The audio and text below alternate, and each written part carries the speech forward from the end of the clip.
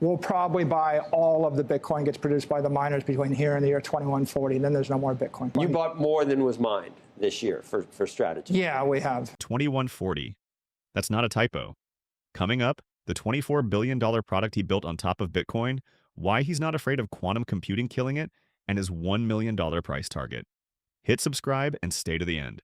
Do you overall have a feeling about whether this, would you call this a crypto winter or a crypto pseudo winter that we've been through for a while? Are we closer to the end, or do you even care at this point? I think so. I mean, I think we were at the top in October, about 125. I think we bottomed at 60.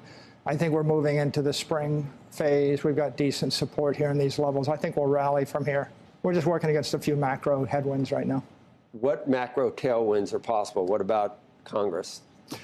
Well, I think the passage of the Clarity Act will be a big deal. I think even in the absence of that, the release of guidance that lets you tokenize securities and supports digital assets out of the SEC, the innovation exemption, that would be a big deal as well.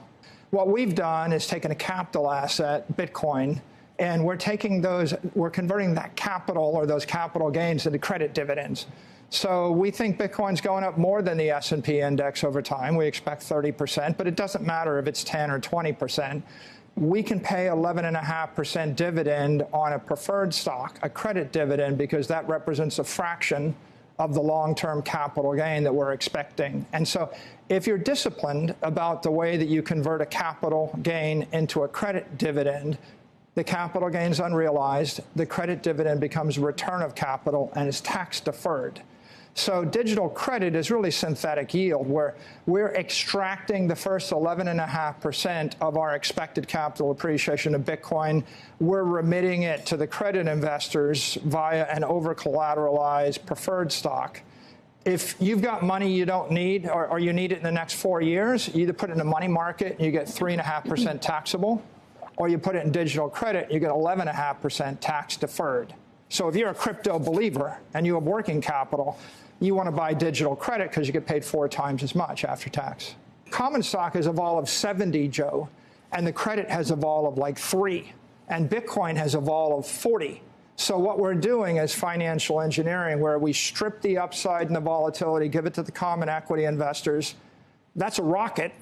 Bitcoin is a fighter jet.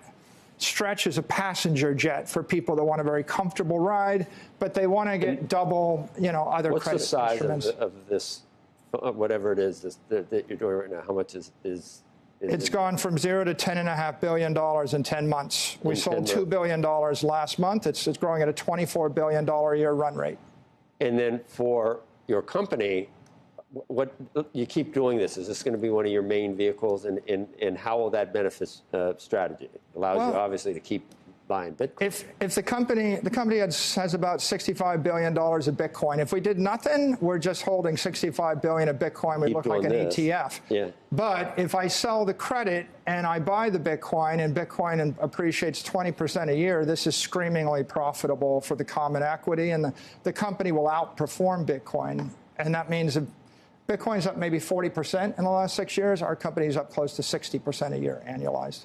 There's always going to be skeptics, but there's 900 million people that have a crypto account or they're buying it. And products like STRC are democratizing this, because we've got a viral action spreading through retail accounts, through retirees. There are a lot of people that are living on a fixed income, and their view is they don't want to bet their kids' tuition, or they don't want to bet their capital on the Bitcoin roller coaster, but they would like to get paid 4 times the money market. And they don't think it's going to 0, right? Just humor me and say, let's say that all the fears about quantum computing come true, Bitcoin goes to 0. What happens to retirees that have all their money in the 11.5% credit institute? When consensus forms about a quantum threat existing, then we will upgrade the entire network in a matter of months.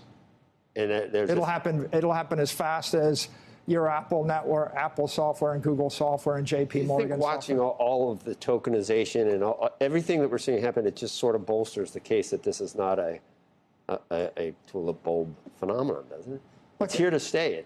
The real power of tokenization is it creates a free market in credit formation and yield for asset owners. And so if you can tokenize a bunch of securities, then you can shop for the best credit terms and the highest yield. And in the 20th century TradFi economy, your bank decides that you just won't get credit, you just won't get yield, and there's not a single thing you can do about it. And so tokenization is a free market in capital, and it creates just a higher velocity and a higher productivity for capital assets. So people that have $1 million have had $1 million target on Bitcoin. You think it's just a matter of time?